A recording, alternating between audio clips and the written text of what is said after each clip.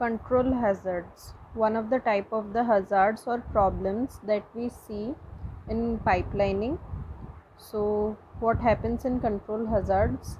All the instructions which change the PC or program counter lead to control hazard, like branch statement and call statements, because PC determines which after fetching the instruction, PC changes to the next address. That is, PC determines which statement or instruction it should execute in the next clock pulse, or after the executing the current instruction that it has already fetched. So after fetching, PC automatically increments to the next address. If our if each instruction is of 1 byte, then it will increment by 1. If each instruction is of 2 byte, then it will increment by 2 every time automatically.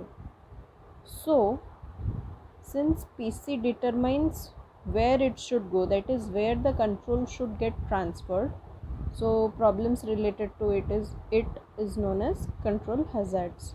Okay, so explaining an example, suppose we have 4 instructions I1 to I4. Each instruction is of 4 bytes. So addresses will be 1000H, 1004H, 8H, and then CH, like this. And let here instruction 2 is a branching instruction, which means this instruction means branch if R1 is not equals to 0. To suppose address is 2000H. And let us consider when branching will happen. When will branching happen? That is when R1 is not equals to 0. So let us assume that R1 is not equals to 0. So the timing diagram, by following whatever pipeline we have learned, is, so this is the space-time diagram. Instructions are written on y-axis and these are the clock time pulses. So here what will happen?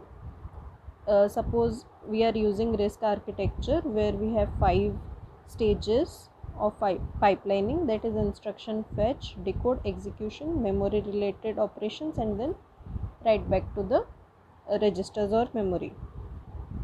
So here instruction 1 will get executed successfully taking 5 clock cycles.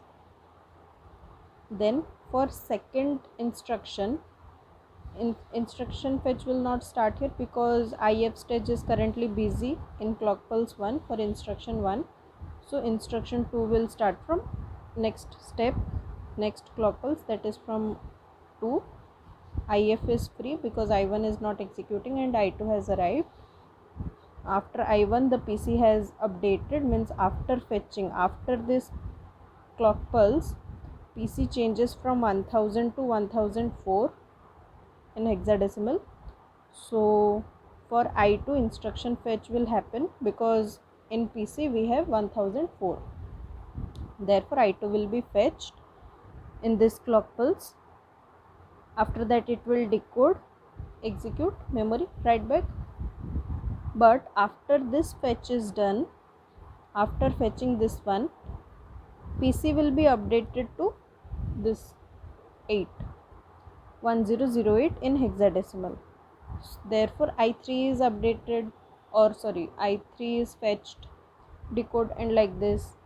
Similarly I4 will be fetched because this is fetch and then PC automatically updates. PC will point to this.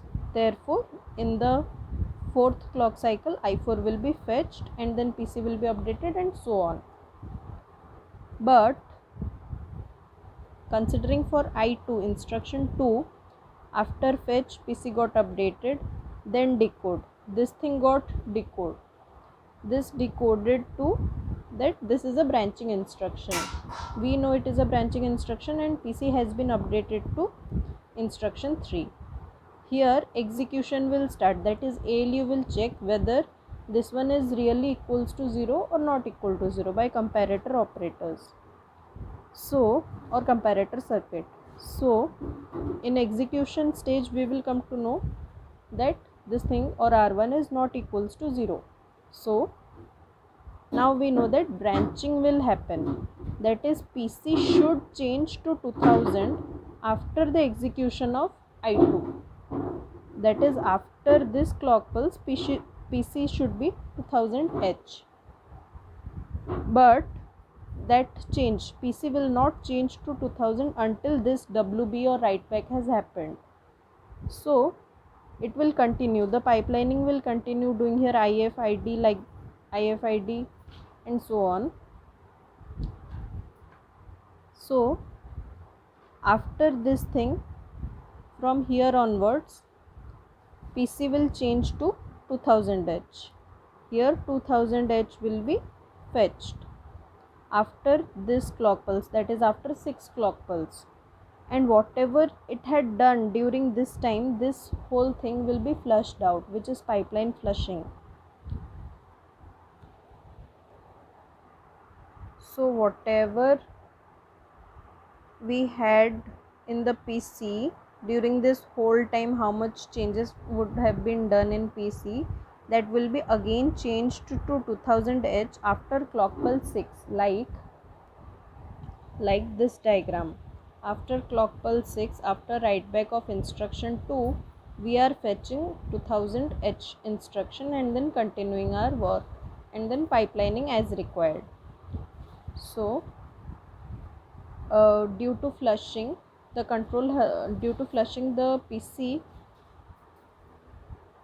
due to flushing the instructions that we had executed, the performance of the CPU degrades, for which the control hazard affects the performance the most.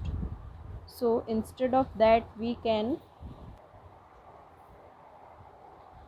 use stalls for that. That is, for stall means one clock cycle will be skipped. That is, if in the decode section or in the execute section of I2 we come to know that we would be changing the PC and for which flushing will happen, we would say I3 to wait for one clock pulse. That is, for one clock pulse it will be inactive.